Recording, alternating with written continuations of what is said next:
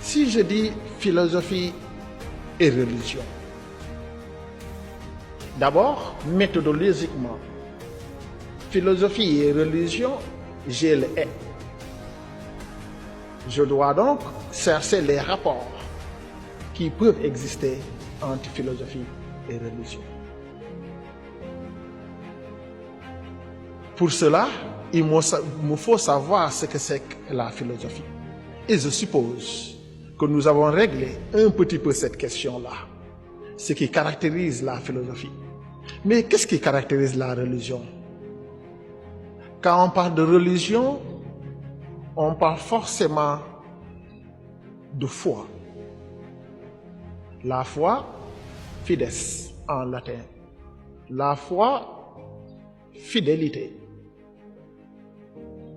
La religion donc suppose la fidélité entre l'homme et un être supérieur. Fidélité, attachement, soumission, religare, relier. L'homme se relie, se soumet, adhère, accepte.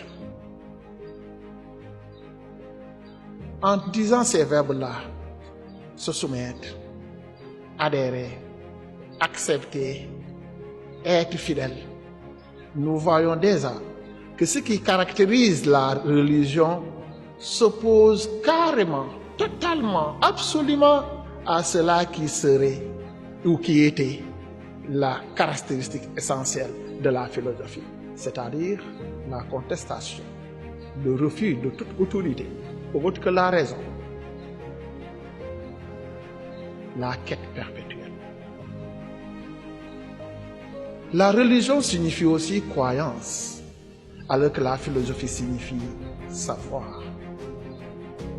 La religion, on se soumet à une vérité absolue, dogmatique. La philosophie, toute vérité est relative et soumise à la critique et au doute. La religion signifie acceptation d'une vérité supérieure, d'une vérité révélée, parce qu'on conçoit que l'esprit humain est incapable de saisir la réalité profonde des choses. En philosophie, la vérité, elle n'est pas donnée, elle n'est pas révélée. La vérité, elle est recherchée perpétuellement. En disant ces quelques caractéristiques, nous voyons que philosophie et science, philosophie et religion s'opposent. Mais en réalité, c'est l'homme qui produit la science de la philosophie. C'est l'homme qui produit la religion.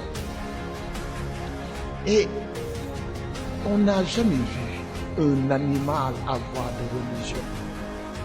On n'a jamais vu un autre être avoir de religion. Seul l'homme est un être religieux. On peut parler même en l'homme d'un sentiment religieux. Alors, cela nous mènerait à nous demander donc, puisque c'est l'homme qui a la religion, qui a des croyances, et parce qu'il a la raison, l'animal n'a pas de croyance parce qu'il n'a pas la raison, devons-nous donc exclure totalement la raison à l'intérieur de la foi? Ou devons-nous exclure, séparer, distinguer, opposer définitivement la philosophie à la religion? N'est-il pas vrai que dans la foi religieuse, l'usage de la raison est fondamental? N'est-il pas vrai qu'une foi sans lumière rationnelle est une foi aveugle? N'est-il pas vrai que dans ce monde que nous vivons, ce qu'on appellerait le fanatisme, ce qu'on appellerait le terrorisme, ce qu'on appellerait l'intégrisme, sont des formes de croyances caduques parce que n'ayant pas pour fondement la raison qui éclaire la foi. N'est-il pas vrai, comme dirait le philosophe Leibniz, que Dieu nous a donné deux instruments pour le connaître, le cœur et la raison. Et qu'il est impensable d'utiliser seulement le cœur pour connaître Dieu ou d'utiliser seulement la raison pour connaître Dieu. Il nous faut les utiliser. Comme pour dire que Dieu nous a donné deux yeux pour voir et que ce serait impensable de se crever un œil pour mieux voir. Chers élèves, en réalité, la philosophie a besoin de la croyance religieuse, de la foi religieuse. La raison, quand elle est laissée à elle-même, elle aboutit à des travers et à des contradictions. La foi, elle aussi, elle a besoin de l'éclairance de la raison. D'ailleurs même, il y a des philosophes qui ont utilisé la raison pour prouver l'existence de Dieu. Nous en avons deux exemples. Ce qu'on pourrait appeler la preuve ontologique et ce qu'on pourrait appeler la preuve cosmologique. En quoi consiste la preuve ontologique? La preuve ontologique est le fait de partir de l'onto de Dieu, c'est-à-dire de l'être de Dieu, de la nature de Dieu, de l'essence de Dieu. Quelle est la nature de Dieu? Dieu, par essence, par nature, par définition, est un être parfait. C'est la perfection qui définit Dieu. Si Dieu est un être parfait, alors Dieu peut avoir ou doit avoir toutes les qualités. Et l'existence est une qualité. Dieu donc ne peut pas manquer la qualité de l'existence. Et Descartes est parti du doute. Le doute méthodique, le doute de Descartes, que vos professeurs vous ont expliqué en classe. Ce doute-là, je doute de tout. Radical donc, hyperbolique.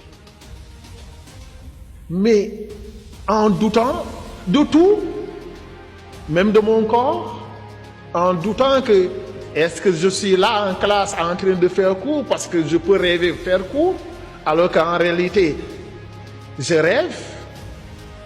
Vous pouvez rêver assister au cours de Mouchendour, alors qu'en réalité, vous croyez que vous êtes en train de suivre le cours de Mouchendour, alors que vous rêvez. Je peux donc douter de tout. Mais en doutant de tout, il y a d'une chose que je ne peux pas douter. Je ne peux pas douter que je doute. C'est une certitude.